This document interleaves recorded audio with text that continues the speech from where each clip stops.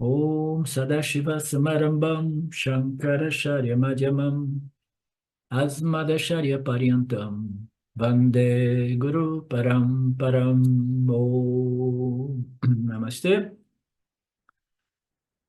Então, tem algumas passagens interessantes aqui. Então, nós sabemos que Krishna está classificando os diversos tipos de bhaktis, né? De bhaktas, de acordo com o estágio de desenvolvimento da pessoa, né? E os motivos são os mais diversos, né? Eu sou um devoto de Deus porque eu quero coisas limitadas. Então, essas pessoas menos inteligentes, menos sábias, ela praticam esse bhakti mais inferior, né? Que é chamado aqui as pessoas ignorantes. Não estão, ignorantes são aquelas que rejeitaram Deus completamente. Então, incluir Deus na sua equação de vida já é alguma coisa, né? E ele disse, e aqui vocês podem ter observado que nós não incluímos o Yani Bhakti, Bhakta, né? Como é que seria, então, o Bhakti de um Yani, né? O que que ele quer, né? Porque a nível mais elementar, o devoto quer segurança, satisfação, né? Paz, proteção, né? Mais à frente, a gente vê que o Senhor é o fim, mas é um fim que não é realmente um fim. Eu sou grato a Deus, eu não estou aqui pedindo coisas a Deus, eu estou agradecendo a Deus e aproveitando para dizer assim, olha, se possível, um pouco mais de púnia, né? Aí, mais à frente ainda, o indivíduo fala, "Ó, chega de púnia, e o que eu quero realmente é autoconhecimento e moksha, né? Então, até mesmo o processo vedântico é um processo no qual o indivíduo está associando, nesse estudo a respeito da natureza de Deus, com um objetivo mais específico, que já não é tão somente a purificação, preparação, mas é a assimilação do autoconhecimento e a libertação do samsara. Shwara ainda é, né, os ensinamentos a respeito da natureza de Deus, é uma plataforma, é uma estratégia, né, uma ferramenta, porque no final o Vedanta vai fazer o quê? Vai dizer assim, agora que você conheceu tudo Deus, agora que você conheceu a natureza infinita e ilimitada de Deus, saiba que é idêntica à sua real natureza. Este é o truque final dos Upanishads, entendeu? Você vai estudando Deus, quando você chega no Deus ilimitado e infinito, ele diz, e a propósito, essa também é a sua natureza. Tá? Então, como seria um Vedantino? O Vedantino está querendo compreender a natureza saguna, Deus, para desenvolver ainda mais qualificações e aí contemplar, seguindo a lógica, né, dos ensinamentos do Upanishads, com a ajuda do Guru, para obter o autoconhecimento. A este ponto, o Vedantin, ele é devoto pelas escrituras, é devoto pelos ensinamentos que revelam a minha identidade como Atma não dual, idêntica a Brahma Atma, né? Então, a Bhakti do Yani, no final das contas, é um Bhakti ainda mais avançado, porque o Yani é aquele que compreendeu, né? Ele realizou a sua natureza como moksha, né? A um certo estágio, o Vedantino ele quer moksha. Ele quer ser livre desta identificação equivocada com o corpo-mente limitado, que busca as coisas limitadas para se completar. O Yani é aquele que compreendeu que ele, em sua real natureza, é moksha, porque a consciência é infinitamente livre, independente de tudo, né? Então, quando ele obteve essa compreensão final, né, o que mais ele vai querer? Ele vai continuar querendo coisas finitas? Ele vai continuar querendo até mesmo moksha ou autoconhecimento? Não! O desejo por moksha acaba quando você realmente internaliza e realiza que eu sou de natureza moksha. Então, qual é o Bhakti? Porque o Bhakti é uma devoção sempre visando um ganho, né? E no final das contas, uma vez você ganhou, você já não tem mais o investimento, seja com a natureza Nirguna Brahmana ou Saguna Brahmana, para obter nada, entendeu? Por quê? Você obteve aquilo que é a sua natureza infinita, no qual tudo que é finito está incluído, né? Então, esta elaboração não leva em consideração a devoção do Yanni, porque o Yanni não quer mais nada, ele não tem mais motivos de ganhos, né? Ele já obteve o ganho que foi a compreensão, né?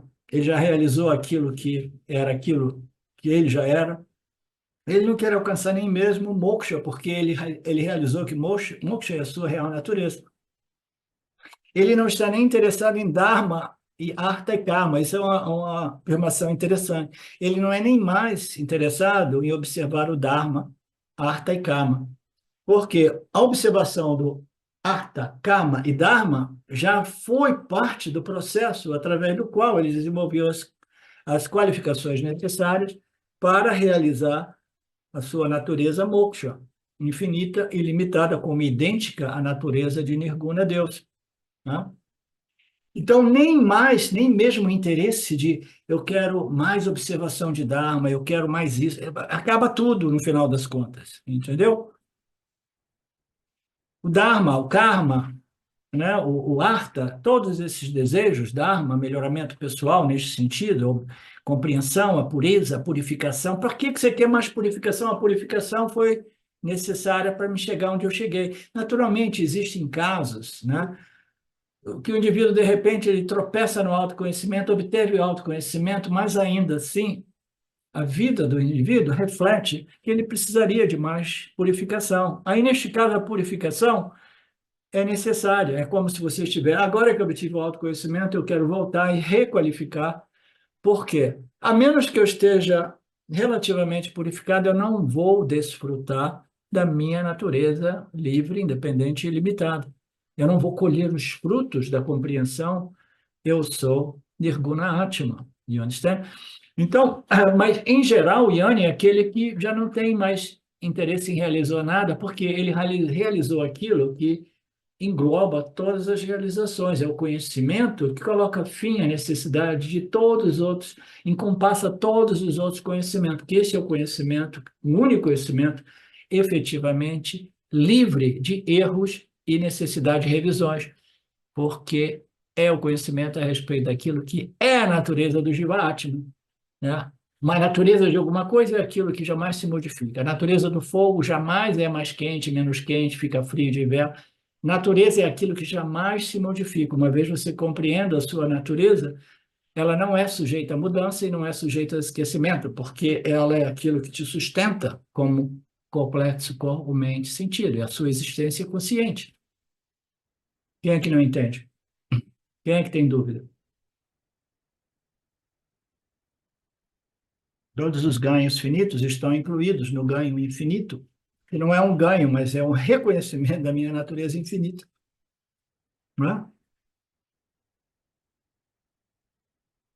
Então, aqui ele fala sobre o Bhakti, né, do Yanni, que é um amor pelo Atma, um amor por si, né? O amor por si significando dizer não pelo complexo corpo-mente, sentido específico de cada configuração, né? Não, é o amor pelo Atma Nirguna, aquilo que vivifica e anima todos os complexos corpo, mente, sentidos. É o amor por aquele Atma, é o conhecimento daquele Atma, é uma devoção àquele Atma, é uma gratidão àquele Atma.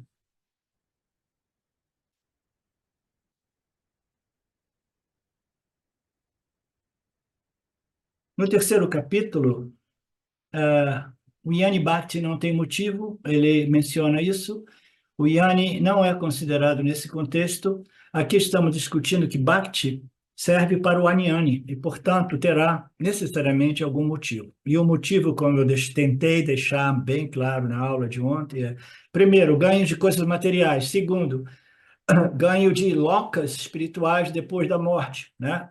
Que é uma coisa não verificável, né?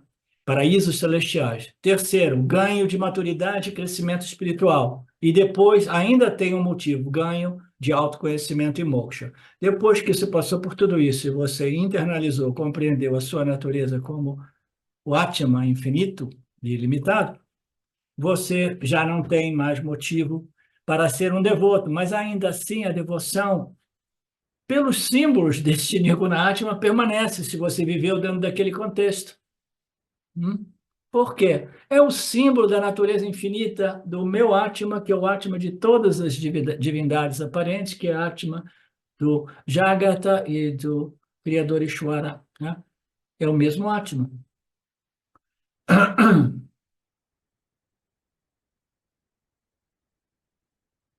Fundamentalmente, o Bhakti serve para o Jnani, ele adora uma divindade, ele quer tudo, mas ele não quer realmente compreender a natureza deste Nirguna Atma, muito menos se identificar como Nirguna Atma. Ele quer coisas deste mundo físico material e do mundo dos mundos celestiais, né?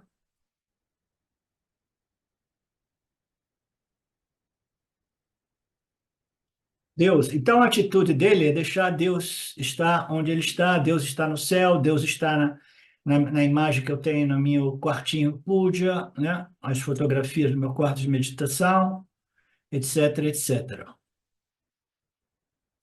Então, esse nível de Bhakti, estou repetindo, essa cama Bhakti, né? Ele quer muitas coisas relacionadas com desejo, segurança e Dharma, tá? Considerando que Niskama Bhakti é um Bhakti mais elevado, a motivação é crescimento espiritual, e Punya espiritual, lokas espirituais, né? Ah, é, sempre no contexto de Jnanianis. Nós não mencionamos nada sobre a devoção de um Jnani. O Niskama Bhakti de um Jnani é um Bhakti motivado. Motivado por quê? Por ganhos de crescimento, purificação, elevação espiritual, e, no final das contas, por ganho de compreensão a respeito de minha real natureza, ou, primeiramente, a natureza de Deus, a minha real natureza, né? E depois o ganho pela libertação desta problemática humana, que é toda ela fundada na identificação equivocada com o corpo-mente. E tudo isso é chamado de Niskama Bhakti. Por que a gente chama de Niskama Bhakti? Quando você diz motivado, então não deveria ser Niskama. Não, também é Niskama. É porque ele está interessado em algo além dos ganhos mundanos. Que seria algo além dos ganhos mundanos? São, né, aquilo que existe nos paraísos celestiais e, mais elevado ainda, é a elevação espiritual, a purificação mental, emocional, psicológica que me permite abordar a autoinvestigação e o autoconhecimento.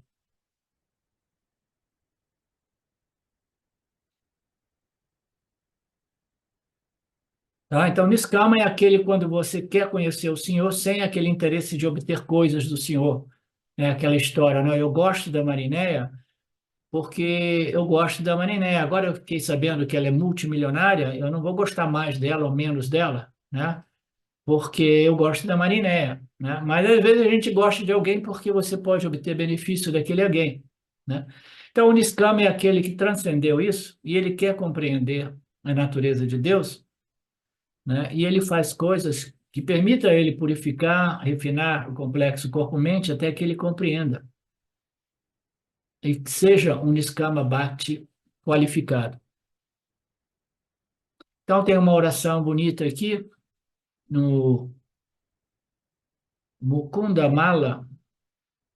O Senhor, ó Senhor, não tem interesse no Dharma, eu não tenho nenhum interesse em arte, nenhum interesse em prazeres, em desejos.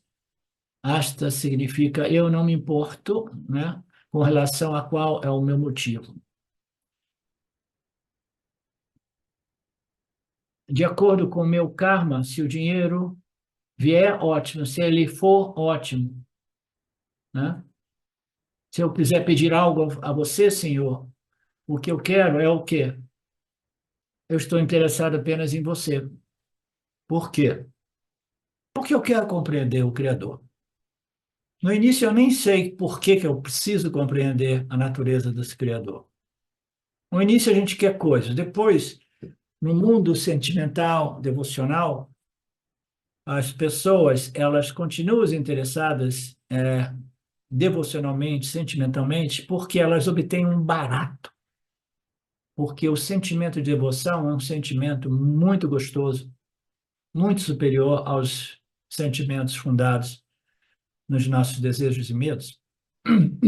Então, ele está obtendo já um néctar, que é um néctar emocional, sentimental, derivado daquela devoção. Então, no início ele quer coisa, depois ele fala assim, não, eu estou satisfeito simplesmente em amar o Senhor, porque não existe nada mais prazeroso do que ser um devoto do Senhor. Ele nem compreende por que ele quer ser tão focado no Senhor. Aí, num nível mais avançado, como o Karma Yoga, vai dizer assim, agora você tem que compreender que este amor sentimental tem que se desenvolver por um amor cognitivo e intelectual das leis e princípios que são este Senhor, de modo que você possa não somente, né, derramar lágrimas por esse Senhor, mas viver em harmonia e desenvolver uma mente sattvic, uma mente satívica, uma mente contemplativa, uma mente pura.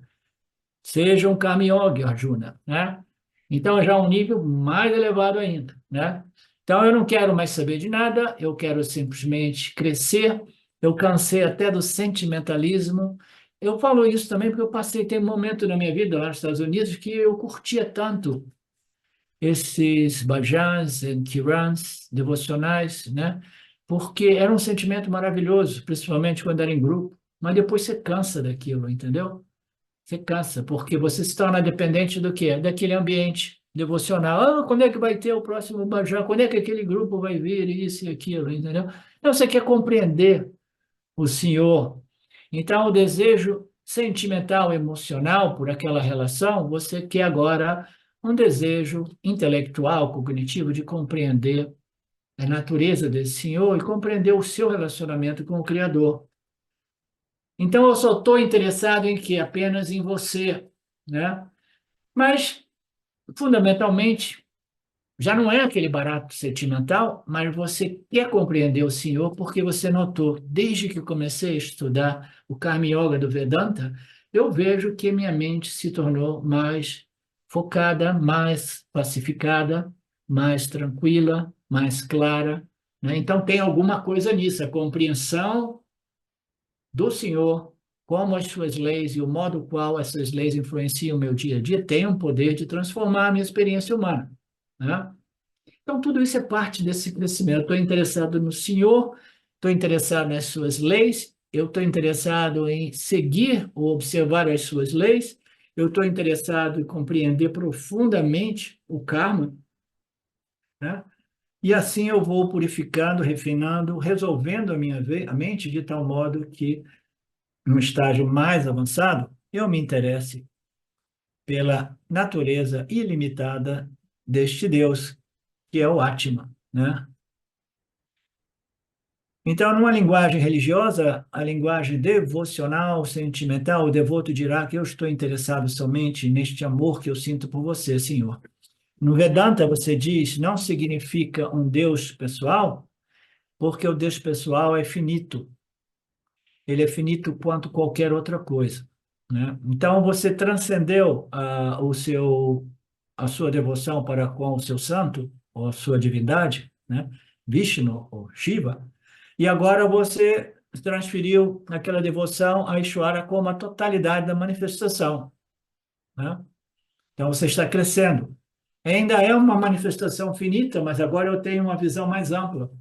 Aí depois você é convidado a desenvolver uma visão não da manifestação física material, através dos órgãos do sentido, mas intelectual, através da natureza de Deus, como a inteligência que projeta, sustenta e ressignifica tudo isso.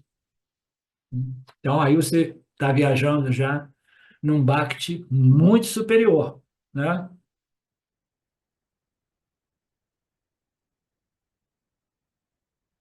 Abandonando o mais finito e se movendo para o Yana, que vai permitir a você compreender a natureza infinita de Deus.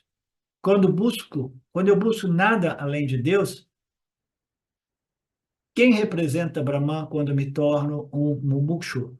Isso se chama Niskama Bhakti Dhyani, né? Então, agora ele está ilustrando melhor o que é o Niskama Bhakti, porque o Niskama Bhakti abrange diversos estágios de devoção, tá? Então, o Niskama é um amor por Deus, né? Não por interesses mundanos e não por interesses exclusivamente pessoais, porque como bom Karma Yoga eu quero o interesse do campo, do todo, né? Coletivo, né?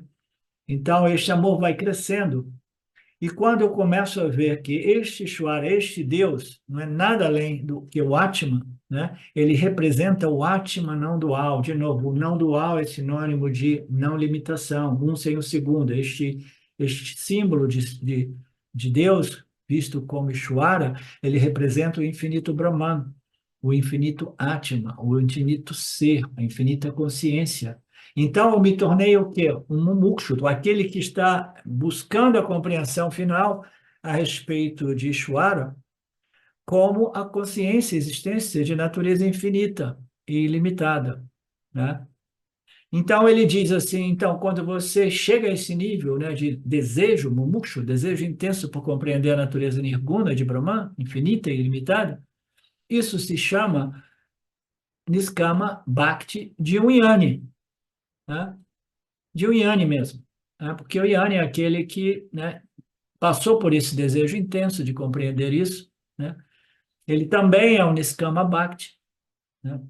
Mas ele dito ser um Jnani porque ele compreendeu as declarações de identidades Tatvamasi, Aham Brahmasmi, entre algumas outras, tá? Portanto, estes Sakama, Niskama Bhakti são para Jnanis, são diferenciados nesta porção do capítulo 9. O Conselho de Krishna é que você possa se graduar de Sakama Bhakti para se tornar um Niskama Bhakti, até que você se torne um Mumukshu, né? E até que você se torne um Niskama Yani, ok? E ele fala que tudo isso é apresentado na linguagem simbólica e você precisa do Guru para interpretar esses versículos corretamente. O que é essa linguagem simbólica? No Gita, Krishna representa o Senhor infinito, o infinito, o moksha de todos os outros deuses, representam devatas finitos. Então, é o mesmo conceito. No Gita, Krishna é Nirguna, que aparece como Ishvara, o Criador, representado por todas as divindades finitas, tá? É o mesmo conceito. Então, ele diz aqui, vocês que compreendem tudo isso, vocês sabem que tem o Deus do dinheiro, o Lakshmi, o Deus do poder, o Deus da saúde, né? O Deus para curar os problemas de visão dos olhos, né? O Surya. Então, uma infinidade de divindades, como eu disse, são simplesmente símbolos grosseiros do Criador que são desenhados segundo os desejos dos devotos do Criador real, que é essa pura inteligência associada ao poder de Maya. Então, ele lembra que ele deu o exemplo já do talão de cheque. A gente tem que tomar cuidado com aquilo que a gente quer, né? Existe um ditado por aí que diz assim, cuidado com aquilo que você deseja, não é, Betânia? Hoje ia dizer Betânia, né? Cuidado com aquilo que você deseja, né? Porque Ishvara vai facilitar. Que o objetivo é a gente se esvaziar de desejos por coisas mundanas, né? Até que a gente comece a desejar a Deus de um modo mais maduro.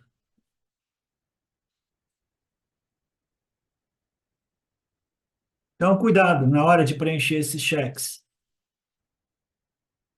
Todos eles são finitos, esses deuses. Então, cada um desses Puranas apresenta um representante daquilo que é Saguna, Deus, e todos os representantes abaixo dele. E este Saguna, Deus, se apresenta como o Criador e, ao mesmo tempo, se apresenta como a sua natureza infinita e ilimitada, em outras palavras, Nirguna, Deus. Não existe realmente diferença entre a natureza Saguna, Deus, e Nirguna, Deus. Quando a gente fala da inteligência suprema como o Criador é um ser, né, autoluminoso, autoconsciente, consciente de sua natureza nirguna ilimitada e consciente de toda essa ordem projetada aparentemente sobre ele mesmo como consciência ilimitada. Então, ele tem conhecimento de tudo isso Então, ele é um ser que, embora tenha conhecimento de passado, presente e futuro desta ordem aparente, ele é autoconsciente. Então, qual é a diferença do Deus Criador aparente e da sua real natureza como a consciência infinita, a existência infinita, né? O Deus infinito? Não existe diferença. Por quê? Porque Saguna Deus é um ser luminoso, autoconhecido, autorrealizado. O Jivatma, quando ele é autorrealizado, se diz qual é a diferença do Jivatma e Paramatma? Zero. Por quê? Porque ele se deu conta, ele compreendeu, e agora é um fato. Então, qual é a diferença do Jivatma quando ele reconhece que a sua natureza é ilimitada? Em sua real natureza não existe esperança nenhuma. Então, Saguna, Deus, ele é a inteligência, né, que projeta de modo tão inteligente, sustenta essa estrutura de modo incrível, incompreensível para o intelecto humano, mas ainda assim a sua real natureza é o quê? Consciência, existência de natureza infinita. Manifesta através do poder de Maya como puro Satvaguna. Aí ele diz assim: se no Krishna Shahira você invocar Satyam Yanam Anatan Brahma, Krishna representará. Como eu disse no Bhagavad Gita, Krishna é Purnam Brahma. Portanto, Krishna disse: em vez de adorar outros devatas finitos, venham e adorem a mim diretamente, porque a devoção de vocês só vem para mim, eles são simplesmente, né, símbolos fundamentalmente inexistentes. Pela lógica simples, o infinito inclui tudo que é finito também. O ilimitado inclui tudo o que é projetado de forma limitada dentro do âmbito daquilo que é o ilimitado. Você não pode projetar namarupas ilimitados sem um fundo ilimitado, um pano de fundo, né? Um adhisthana ilimitado.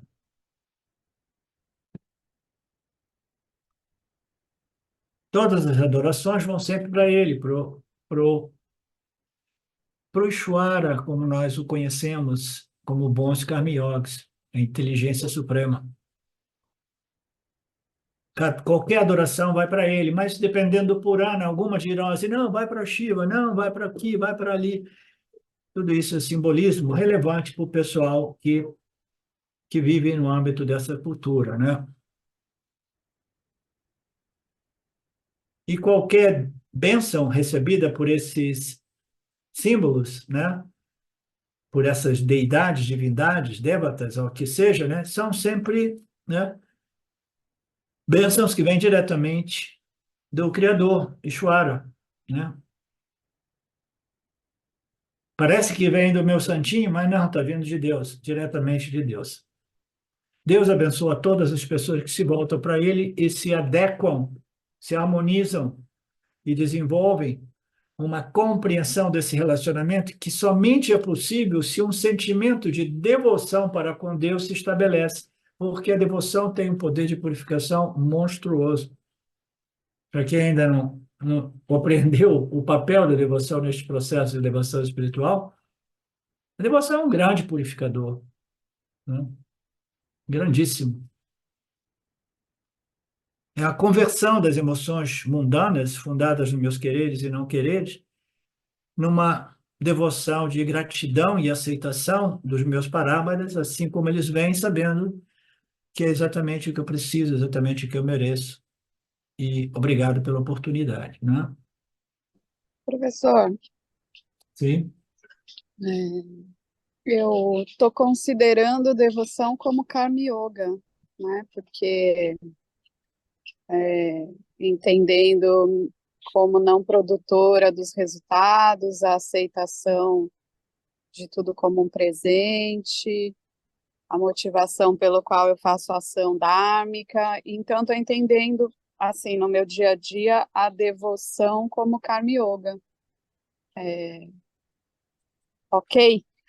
ok, tá bem. Então, como isso já foi explicado no passado, mas eu sei que leva tempo para a gente compreender essas nuances sutis dos ensinamentos, tá? O que é o Karma Yoga? O Karma Yoga é uma yoga, né? Uma prática, uma sadhana espiritual que não exclui os nossos karmas, as nossas ações durante o dia a dia. Então, você tem karmas, ações que foram convertidas numa prática espiritual. Então, essa prática espiritual, ela é dentro da umbrella do Vedanta, porque ela também é Jnana Yoga, também é a yoga da compreensão, do conhecimento. Você vai compreender o que é a natureza de Saguna, Deus, e as leis de Deus, e de modo que você vai se adequando, compreendendo essa lei de Deus, e vai relaxando a sua mente na medida que você abandona o controle, as expectativas, as ansiedades, entendeu? Dedicando. Quando a gente fala que um lado é a dedicação e o outro lado é o receber com aceitação como prazer. Essa dedicação, ela purifica ainda mais quando a assim dita, eu tenho que colocar em termos de assim dita, fragrância desta emoção superior que é a devoção impregna nas ações. As ações de entrega, de dedicação ao Senhor, quando ela é seguida de um sentimento de profunda gratidão e devoção, ela tem um poder ainda maior de acelerar esse processo, que pode ser feito só do ponto de vista racional cognitivo, entendeu? Não tem expectativa, então eu estou colocando as minhas ações segundo o Dharma, yes, eu sou bem calculista, eu compreendi, eu tenho uma cabeça boa, mas ainda assim, este lado sentimental, emocional, devocional, ele tem uma capacidade de purificar o complexo corpo, mente e sentidos ainda mais, tá? É o caso daquelas pessoas que não desenvolveram muito esse lado emocional, sentimental, que eu tenho certeza que não é o seu caso, que muitas vezes eles têm uma compreensão boa, têm um bom autoconhecimento, mas eles são muito áridos, né? E o relacionamento com Deus é um relacionamento puramente intelectual. Você entende? Responde a sua questão, Betânia. Karma e yoga, ok? Karma são as ações, yoga é a conversão de uma ação mundana numa prática espiritual, e depois tem um terceiro elemento que é a fragrância, entendeu? Que é a devoção, esta emoção sublime, porque agora eu estou realmente dedicando as minhas ações ao campo. Por quê? Porque eu tenho uma gratidão enorme pela oportunidade de estar aqui, apesar dos pesares, né? Deus nos dá tudo, como a gente, de novo, a gente observa isso, estabelece isso. Deus faz tudo para a gente, controla, né, sustenta, regula os nossos sistemas autônomos, né, faz a digestão, faz isso, faz aquilo. E a gente esquece de acreditar, de agradecer. Deus nos fornece a comida a cada dia, porque o sol está na sua distância devida, a água está sendo ainda aqui, apesar das, né, poluições. Então, Deus está produzindo tudo isso para manter os seus jivas, e é importante a gente lembrar, né, que sem Deus nada disso é possível. Né? Esse Deus aparente, dentro desse mito aparente, no qual o jiva aparente interage. Né? Então, a gratidão é o perfume, tá? Eu vou escrever um satsang em resposta a uma coisa que eu escrevi para um dos meus discípulos, que a gratidão é o perfume. Vou expandir aquilo ali que eu escrevi e fazer um satsang.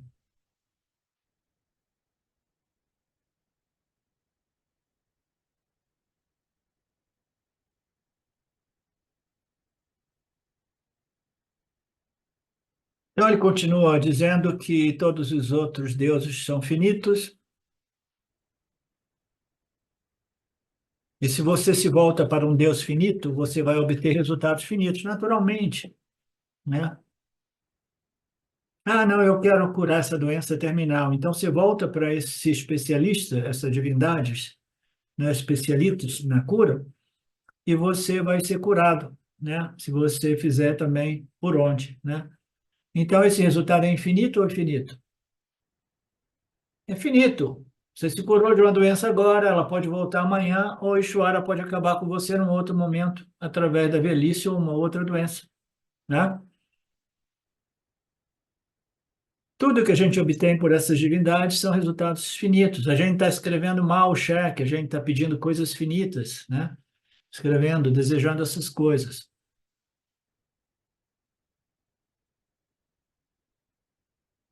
Portanto, Krishna aqui, o Krishna Bhakti representa Niskama Bhakti no contexto do Gita. E nas outras escrituras são outras divindades que servem como símbolo, né, daquele papel, né, do Deus real ou Deus infinito, né, representado por uma divindade que possui, né, esses símbolos não, né, esses representantes de venda, como às vezes eu coloquei, né, que não é bem assim, porque não é que a inteligência suprema faça isso deliberadamente, os jivas que projetam essas divindades.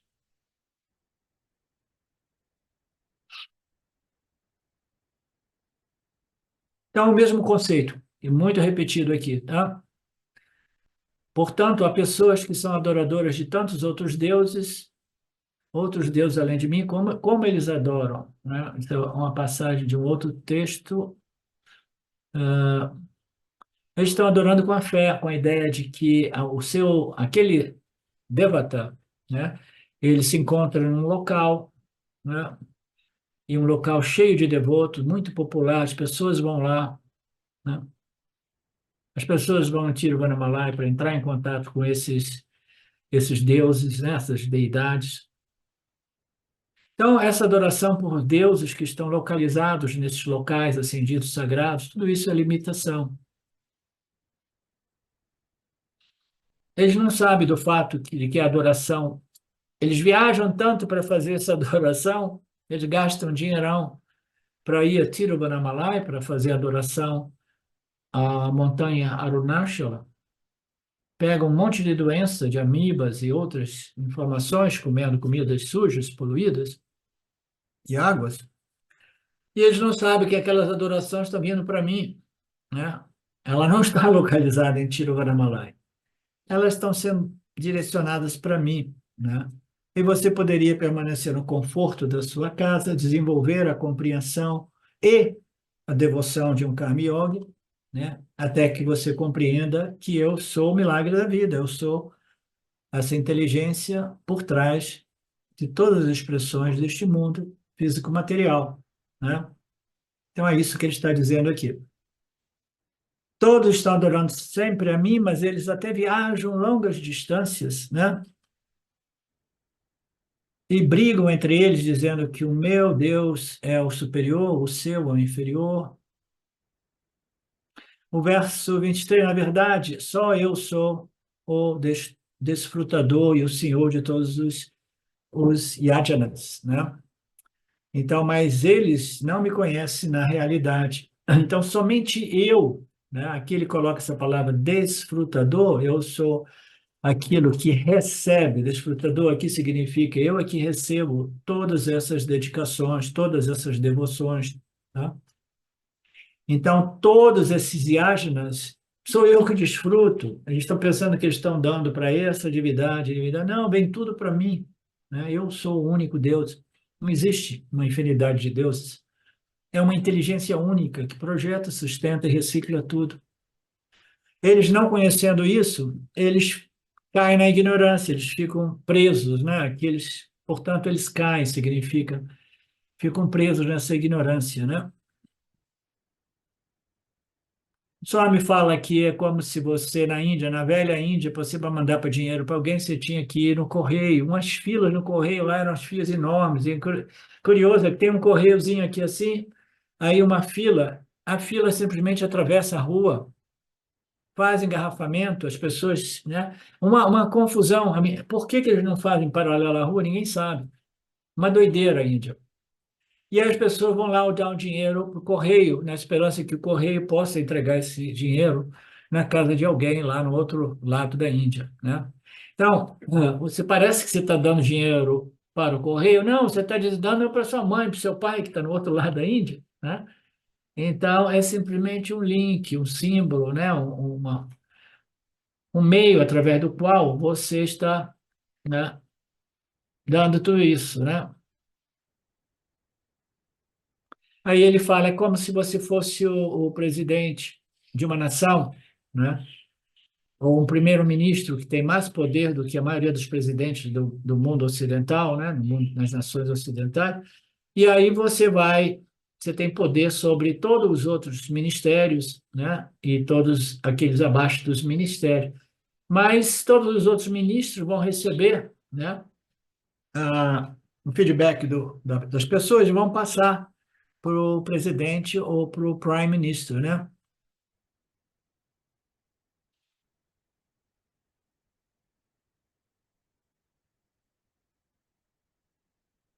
Então, o prime minister tem poder de remover alguns ministros, etc, etc. Tudo isso são símbolos daquilo que é finito, tá?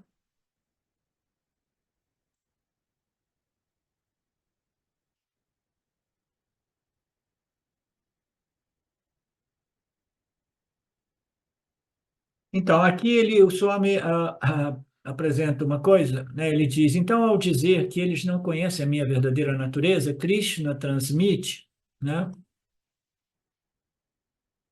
Krishna transmite indiretamente que Krishna tem duas naturezas. Krishna diz que eles não conhecem a minha verdadeira natureza. O que isso significa? Significa que ele tem duas naturezas. Uma é a natureza aparente e a outra é a natureza real, absoluta. Qual é a natureza aparente? Né? Aqui ele diz, é a minha expressão física com os atributos de Krishna, é a minha natureza aparente, superficial, né? E Nirguna Atma é minha natureza real, sem forma, infinita e ilimitada, né? Mas traduzindo isso para o Karma Yoga, né? O Karma Yoga, ele já não se prende na forma física e nos atributos de nenhum desses deuses. O Karma Yoga é aquele que compreendeu que Deus é a inteligência suprema. Você entende isso bem, né, Marcelo? Tá? Então, você transcendeu já a ideia de que a natureza física de Krishna é a minha natureza superficial e a minha natureza infinita é a minha natureza real, né?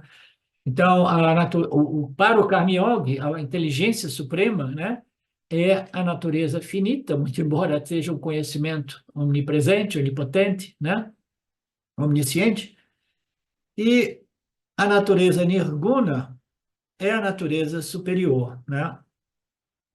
Mas aqui ele está falando em termos de a minha natureza finita é esse Krishna que vocês adoram. Eu sou o Criador real, né? Quando a gente fala de Ishvara, no âmbito do Vedanta, no âmbito da cultura védica mais avançada, é deixado muito claro o que é esse Deus, o que é esse Criador. Ele simplesmente é um poder que se desdobra com a capacidade, né, de projetar através de uma dominância de Sattva-guna, né, de sustentar através de de Rajoguna, sustentar através das leis e princípios muito Sattva-guna e de reciclar também através desta mesma inteligência. Projeta, sustenta, mantém e recicla tudo. Então, nós temos três entidades, símbolos dessa inteligência suprema, a inteligência que projeta, Brahma, não Brahman, Brahma, a inteligência que sustenta, Vishnu, e a inteligência que recicla tudo, Shiva, o destruidor, né? Então, nós temos fundamentalmente três divindades. Então, quando você entra no estágio mais avançado dessa cultura, você compreende que existem três divindades. Então, você já desdobrou Ishvara como puro Sattva-guna, em três expressões de Sattva-guna, aquilo que é projetado, aquilo que é sustentado e aquilo que é reciclado. Então, é uma visão maravilhosa, já é um compromisso com uma visão mais pura, que seria o quê? Pura Sattva-guna, mas a gente desdobra isso, apresentando três símbolos de seis divindades, aquele que projeta, aquele que sustenta através de suas leis e aquele que recicla. Mas o que que ocorre? Aí a galera lá diz, mas eles não são atraentes, porque eu quero divindades que possam me dar coisas. Quando você diz isso aqui é aquele que projeta, cria, isso aqui é aquele que sustenta através de suas leis, isso aqui é aquele que destrói tudo, você fala, pô, o que que eu tenho que ganhar, né, desses devatas, né? Eu quero coisas desse mundo. Aí a gente abaixa a barra, né? Abaixa a barra e até vamos criar essas divindades, né? Que permita você uma interação com deuses mais rudimentares. Vocês estão entendendo esses pontos que eu estou fazendo?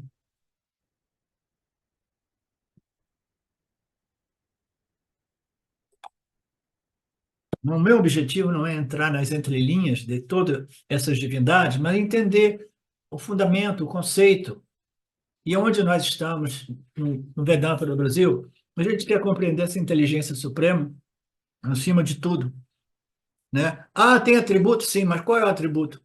Pura inteligência, pura Sattva-guna, né? E o que que eu tenho a ganhar com essa inteligência? Ah, você tem a ganhar, se você compreender essa inteligência, você vai compreender as leis e os princípios, e entre elas a lei do karma. E aí você compreendendo essas leis que regem e sustentam este palco, né? Aí você vai interagir com o Jagata, o campo das interações, e com Deus de modo mais harmonioso e vai desenvolver mais Sattva-guna. Simples, direto, né? Mas ainda assim precisa ser repetido até que a gente compreenda o fundamento desses ensinamentos que transformam. O objetivo aqui não é entrar na cultura védica e ficar desdobrando todos esses rituais, todas essas divindades. Não, pelo menos não é o meu. Se é de vocês, vocês têm que procurar outro tipo de expositores que desdobram, né, cada um desses conceitos segundo, né, a cultura védica. Ou já são 11 horas.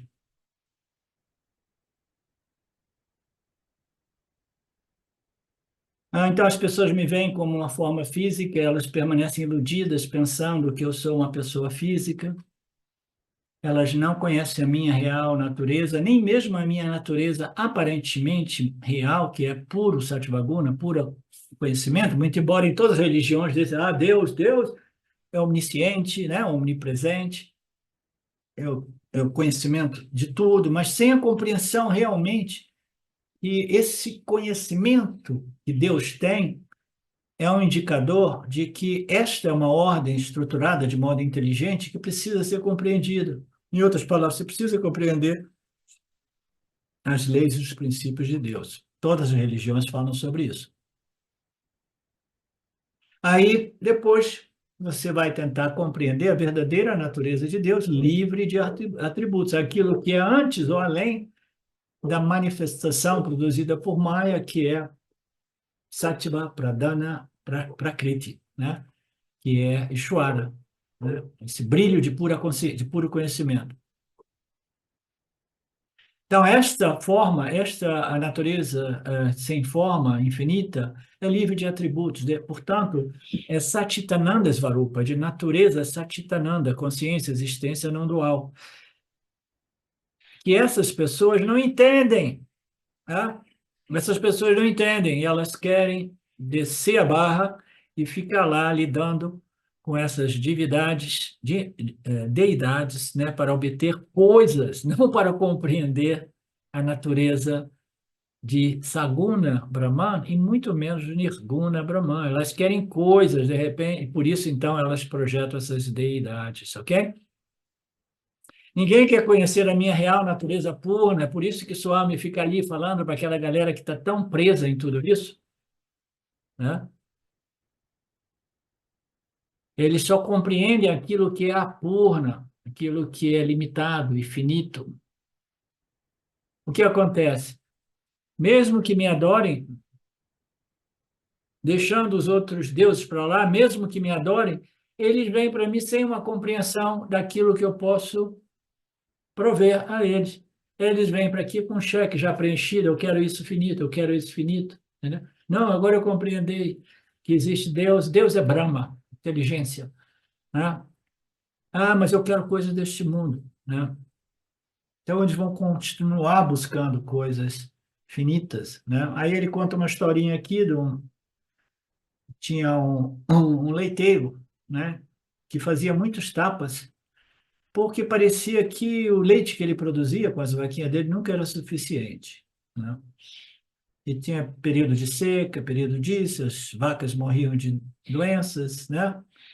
Então ele fez muitos tapas, muitos pujas, pediu ao Deus do leite, se existe o Deus do leite, pediu, eu quero um lago, uma fonte natural interminável de leite, um lago de leite, uma fonte infinita, né?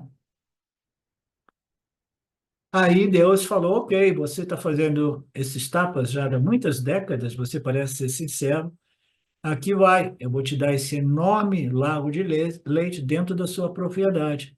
E a fonte é ali dentro da sua propriedade. Melhor que você cerque ela bem, porque senão o pessoal vem aqui, né? Aí ele falou, não, não, chora, não, eu quero uma que seja inesgotável. Mesmo que as pessoas venham aqui para beber, eu quero, é inesgotável, tudo bem. Então, não precisa cercar a sua propriedade, né?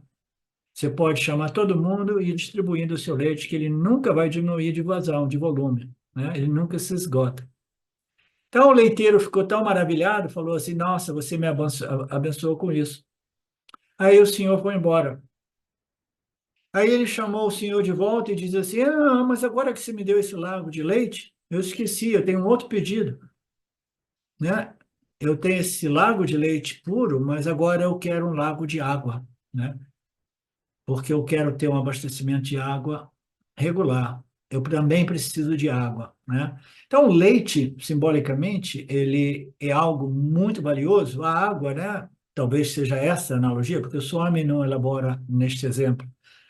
Ele fala, eu também preciso de água, né? Aí ele diz, portanto, mesmo que seja um oceano de leite, né? Olha o que ele fala no final. Mesmo que seja um oceano de leite, um oceano de água, o cachorro só consegue beber lambendo.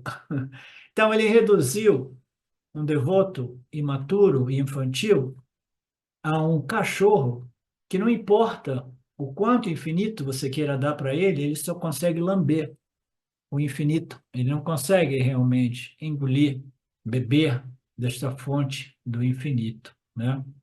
Eu me lembro também o Papaji, ele dizia para a gente naquela época assim, para de ficar lambendo as escrituras, para de ficar lambendo esses livros, entendeu? Você fica aí lambendo, lambendo, esse livro seu já está cheio de germes, de tanto que você lambe ele, entendeu? Simplesmente, né, você precisa simplesmente digerir e internalizar, assimilar esses ensinamentos. O cachorro só consegue lamber. Aí eu lembrei assim, é mesmo, eu posso botar uma bacia, isso e aqui para o meu cachorro, ele não consegue beber, ele tem que pegar um pouquinho de cada vez com a língua, lambendo a água. Olha que trabalhão, né? Então, esses devotos, eles estão sendo, né, comparados a um lambe-lambe, né, que não compreende o infinito e a sua disposição, mas como eles só sabem lamber, aí eles só querem coisas lambíveis, né? A gente pode pedir até mesmo o infinito para Bhagwan. Agora ele fecha o círculo aqui. A gente pode pedir o infinito para Bhagwan, no final das contas você não consegue beber o infinito porque você vai lamber, tá? Vai lamber. Nós podemos pedir o infinito, mas ainda assim, nosso Daridra, Budi, né? Até o Senhor está disposto a dar o infinito gratuitamente, ele vai dizer, é grátis, beba, né? Consuma essa fonte infinita, mas a gente vai dar uma lambida porque a gente quer somente coisas limitadas, efêmeras e perecíveis. E aí uma outra analogia que o Swami apresenta aqui ali nas exposições dele, é assim, as minhas mãos estão nos meus dois bolsos. Num bolso eu tenho ganhos finitos, do outro ganhos infinitos. Estou pronto para conceder e realizar os seus desejos. Cuidado com aquilo que vocês desejam, né? Cuidado com aquilo que vocês pedem, querem, porque Ishvara é o facilitador. A melhor expressão do que seja o sistema Ishvara é um facilitador daquilo que a gente quer e a gente tem que ter muito cuidado com aquilo que a gente deseja. Se você quer coisas finitas, você vai manter a sua ignorância, né? As minhas mãos estão todas elas prontas para lhe dar aquilo que existe em ambos os bolsos, né? Mas as pessoas fazem o namaskar e pedem coisas feridas. Não adianta, o guru não adianta, ele não consegue conceder, entregar aquilo que é realmente relevante, aquilo que é fundamental, aquilo que é o autoconhecimento, aquilo que é Satchitananda, porque o discípulo, no final das contas, quer coisas finitas, coisas menos relevantes. Ninguém pergunta, nem por engano. Portanto, nem por engano, não, eu quero o ilimitado, eu quero o infinito Brahman, eu quero a consciência, eu quero Satchitananda, né? Aí ele fala assim, e Krishna fica desapontado, né? E veem as pessoas caírem e ficarem sempre mais presas na ignorância, né? Aí ele diz, tendo vindo a mim, tendo tido a oportunidade de pedir o infinitos, eles ainda assim, por falta de um intelecto discriminativo, eles pedem tolices, superficialidades tolas, devido à falta de discriminação. Portanto, eles caem e ficam presos no samsara por mais algum tempo. Ok? Só eu queria concluir isso aqui, porque tem algumas passagens boas, todo mundo na mesma página. Aqueles de vocês que ficaram até o final, eu agradeço. Namastê. Om Purnamada Purnamidam Purnamudachyate Purnasya Purnamadaya Purnameva Vashishyate Om Shanti Shanti Shanti Om. Ok, namastê. Então, até semana que vem, meus queridos do Vedanta Brasil. Obrigado a todos.